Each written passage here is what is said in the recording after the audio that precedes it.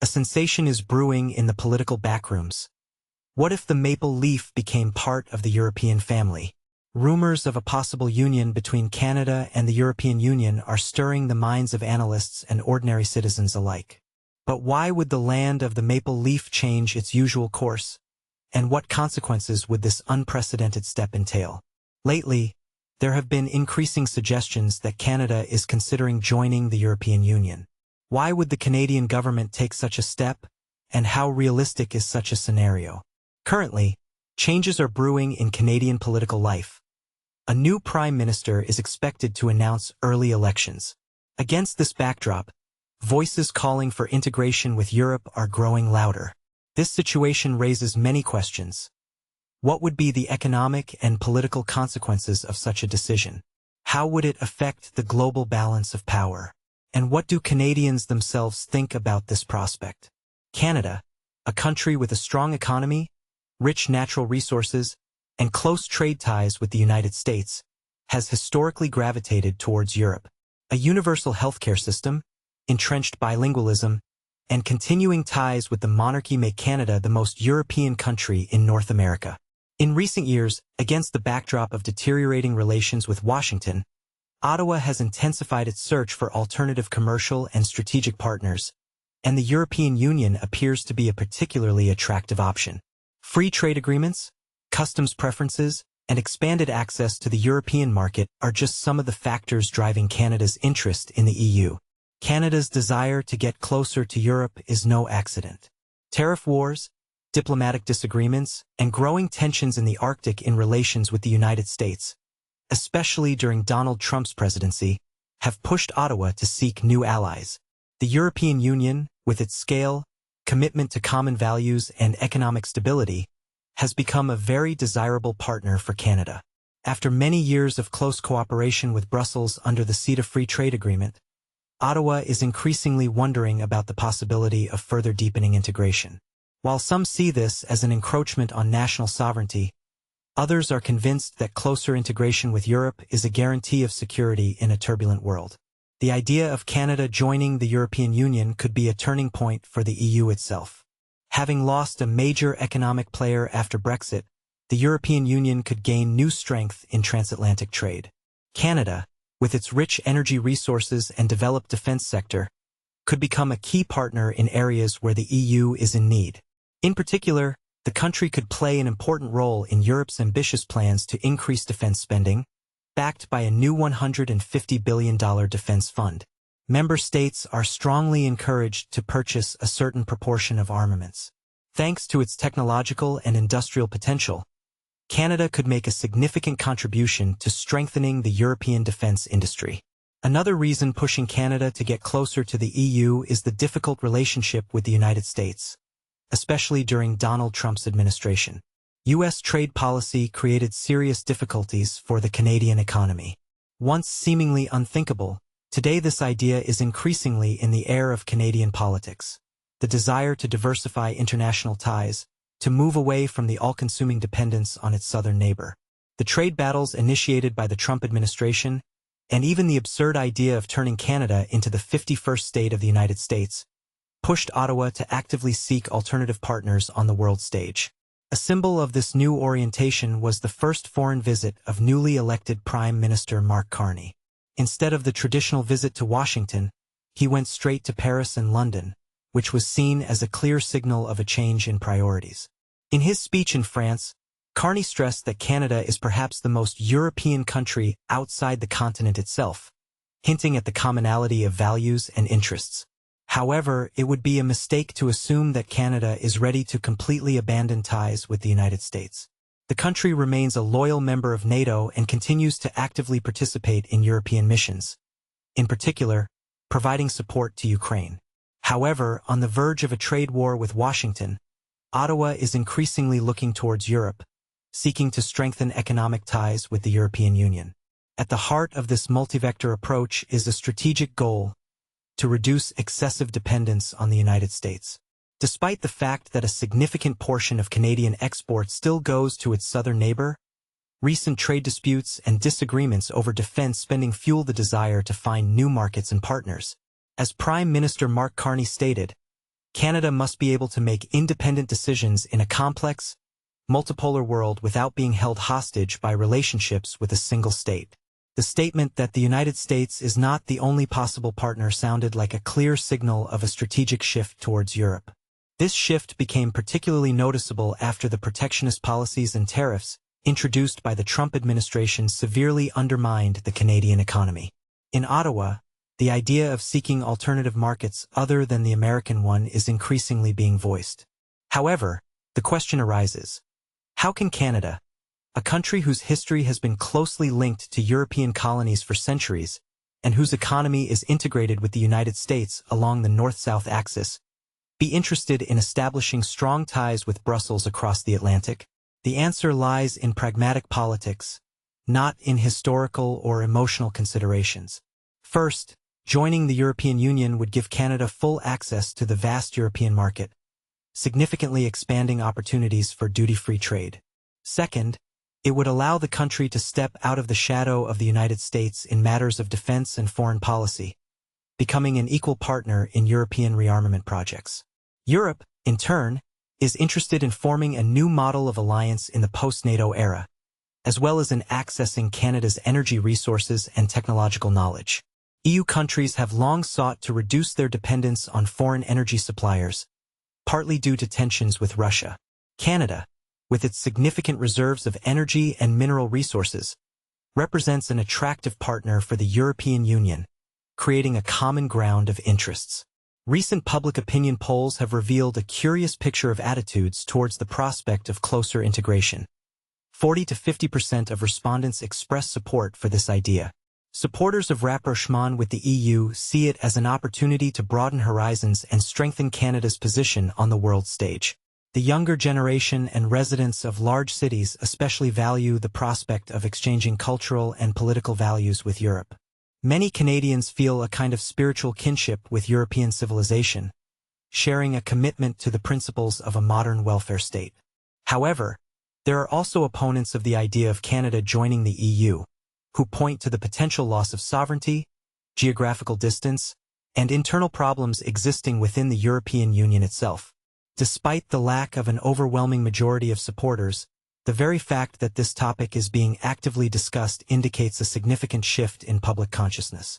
How realistic is the prospect of Canada's membership in the EU? Despite the theoretical attractiveness of this idea, there are serious obstacles in practice.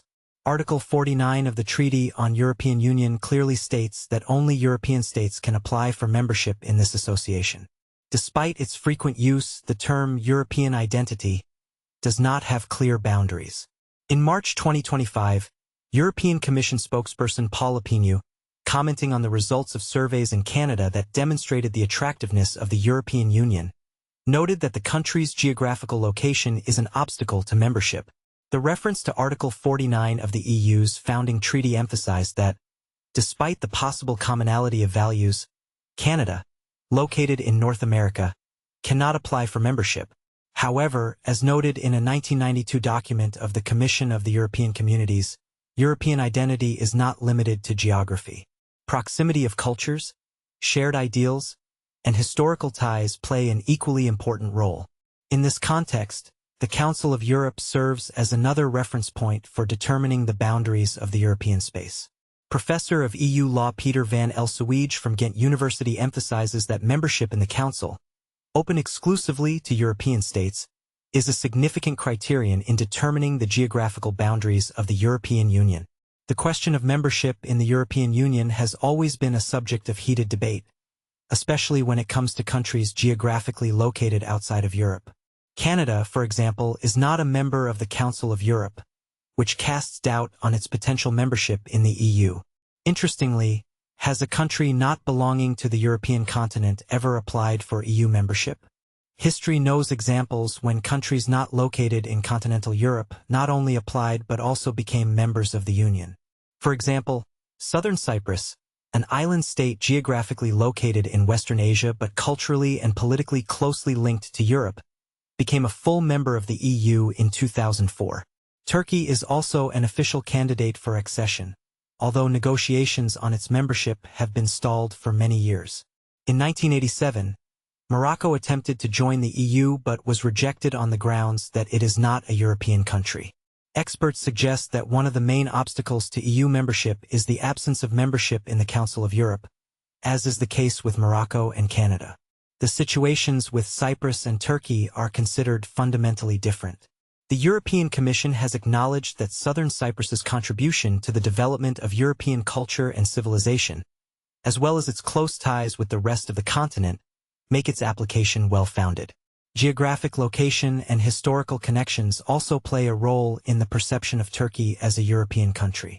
This is confirmed by the association agreement concluded between the European Economic Community and Turkey back in 1963, which already mentioned the prospect of Turkey's membership in the future.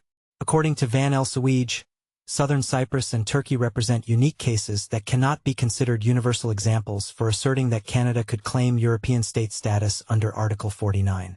Most likely, Canada has no legal basis for joining the European Union because it does not meet the criteria of European culture, politics, and geography. A hypothetical application from Canada would require a serious legal review of existing treaties. However, studies show that Canadian society has not yet reached a consensus regarding joining the EU. Public opinion is divided between supporters and opponents of this idea. Public opinion in Canada regarding possible membership in the European Union is divided. 44% of citizens are inclined to support this idea, while 34% express disagreement. A quarter of the population has not yet formed a clear position on this issue. But what are the arguments in favor of Canada joining the EU? The reasons for considering such a possibility lie not only in the potential benefits for Canada itself but also in broader strategic goals on the world stage. Integration into the EU would allow Canada to occupy a more significant place in international affairs, strengthening its influence and voice in addressing global issues. Moreover, participation in joint projects with the EU would open up prospects for Canada's development in key areas such as ecology and high technology. Collaboration with European partners will allow Canadian companies and research institutions to remain at the forefront of innovation and sustainable development. In a changing geopolitical environment, where security challenges are growing in Europe and rearmament processes are intensifying, Canada can derive strategic benefits from deepening ties with the EU. The European Union's developed foreign policy and security strategies can give Canada additional weight and influence on the world stage. While NATO membership remains an important element of Canada's security system, strengthening the alliance with the European Union could be a strategically important step in ensuring the country's security and economic prosperity in an era when NATO's role may undergo changes. Joining the EU would open up new horizons and opportunities for development for Canada. Canada, with its vast reserves of energy and natural resources, plays a significant role on the world stage. At the same time, Europe faces the need to strengthen its own defense industry and reduce dependence on Russian energy resources. Today, European countries largely rely on supplies of liquefied natural gas from the United States, but the political situation in Washington makes these supplies unstable. In this situation, Canada could become a reliable and predictable energy partner for Europe. Canadian Foreign Minister Melanie Joly has emphasized that Ottawa is in talks with European countries on defense cooperation, as both sides need to work more closely together on military procurement. Christian Leuprecht, an expert from the Royal Military College of Canada and Queen's University, notes that Canada should come up with concrete proposals for Europe. The biggest risk for Canada, in his opinion, is isolation. If Europe independently ensures its defense, the need for Canadian support will decrease. In the context of rapidly changing U.S. foreign policy, European leaders are taking active steps to strengthen the collective defense of their continent. There is a growing awareness in the European Union of the need to strengthen its own defense capabilities. Ursula von der Leyen, head of the European Commission, has declared a course towards a large-scale rearmament of the continent. Emmanuel Macron, the President of France, has expressed confidence in maintaining allied relations with the United States, but emphasized the importance of Europe's independent readiness for any challenges. The UK is also showing interest in participating in the emerging defense alliance.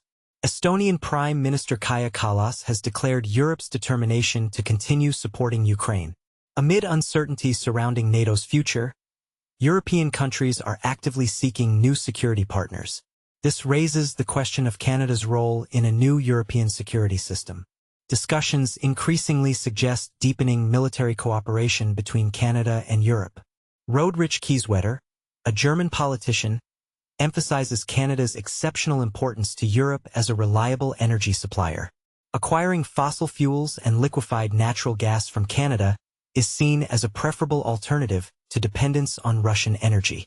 Many experts believe that deepening cooperation between Europe and Canada could be mutually beneficial. However, a significant obstacle stands in the way: insufficient infrastructure. Canada faces a severe shortage of modern pipelines and port facilities needed to significantly increase energy supplies to Europe. In seeking a way out of the complex geopolitical situation, pooling financial resources and large-scale European support could be key to solving many problems. Canada, in turn, can make a significant contribution to strengthening European security by providing not only resources but also expert support. Considering options for assistance, providing Canadian territory as a safe training ground for European military forces is worth noting. Additionally, Canada can take on a strategically important role in the production of ammunition and military equipment, especially relevant given recent events in Ukraine, which have clearly demonstrated the need to rapidly strengthen the European defense industry. Europe is actively investing in developing air and missile defense systems, but ensuring comprehensive protection is no easy task. Here, Canada can become an indispensable partner, supplying essential minerals and advanced defense technologies needed to maintain European security at the required level. Canada's desire to strengthen its relations with the European Union goes far beyond economic and trade ties, encompassing a new strategic orientation in defense. Attempting to reduce its dependence on the United States in the defense sector, Canada seeks closer cooperation with the EU, creating alternative sources of supply and strengthening transatlantic ties in a changing world. The Canadian government is showing increasing interest in the European military equipment market, particularly fighter jets, opening a new chapter in the country's defense policy. A senior government official stated Ottawa's intention to strengthen the national defense industry, considering purchasing fighter jets in Europe and expanding local production. Defense Minister Bill Blair emphasized that Canada is exploring various options, including the Swedish Saab Gripen, while not abandoning the existing agreement with the United States on the F-35. Saab's proposal includes assembling Gripen aircraft directly in Canada, as well as organizing on-site maintenance, which is an attractive factor for the Canadian side. Choosing European suppliers will allow Canada to increase its economic and strategic independence by diversifying defense procurement. This move aligns with the European Union's new security strategy to 2030, which calls on EU member states to direct most of their military spending to European suppliers. Thus, Canada not only strengthens its defense capabilities, but also fits into the pan-European trend of supporting its own producers. Changes are brewing in Europe. New rules require EU countries to direct at least 65% of defense orders to enterprises from the EU, Norway, and Ukraine. Canadian Prime Minister Mark Carney is closely monitoring these processes, holding meetings with French President Emmanuel Macron and British Prime Minister Keir Starmer. Canada's pursuit of defense cooperation with the EU reflects the European course towards strategic autonomy. In this context, building relationships with the United States is particularly important, requiring a balanced approach. Canada is not severing ties with the American military-industrial complex but is consistently strengthening ties with European defense companies. Ottawa's recent decision to purchase radar systems in Australia demonstrates the diversification of defense cooperation not only towards Europe but also towards the Indo-Pacific region. These steps are seen as part of a broader Canadian strategy to realign international alliances and create a balanced partnership system. Imagine Canada standing shoulder to shoulder with Europe within the European Union. This idea, which until recently seemed incredible, is now stirring minds and sparking discussions that go far beyond economic calculations. It concerns the potential transformation of the global security architecture, a rethinking of strategic partnership in an era of change. Undoubtedly, the path to EU membership for Canada is strewn with obstacles. Geographical distance and historically established membership criteria all pose serious challenges. However, If Canada finds a way to overcome these barriers, the world will witness the birth of a new force capable of influencing the global balance. Every strategic step Canada takes in this direction will be scrutinized, as the future of the world order is at stake. Both Canadians and the international community will be closely watching every twist and turn of this new roadmap. Just recently, the very idea of Canada joining the EU seemed like something out of science fiction. Today, however, public opinion polls show growing support for this initiative. The media is actively discussing its prospects, and political circles are whispering about the opportunities it opens up. Even if this scenario still seems unlikely, in an era when geopolitical tectonic plates are shifting with unpredictable speed, no option can be ruled out. A future that seemed unthinkable yesterday may become a reality today. Will Canada ever be able to shake off the shadow of the mighty United States to rush across the Atlantic towards the European Union? A question worthy of a geopolitical analyst's pen. It would seem that geography itself is rebelling against this ambitious dream. The relentless realities of physical space powerfully dictate their conditions. However, perhaps not only geography, but also a complex tangle of political interests is capable of burying this potential opportunity in its infancy. Well, time will tell whether Canada can make this daring maneuver, defying established norms and going beyond conventional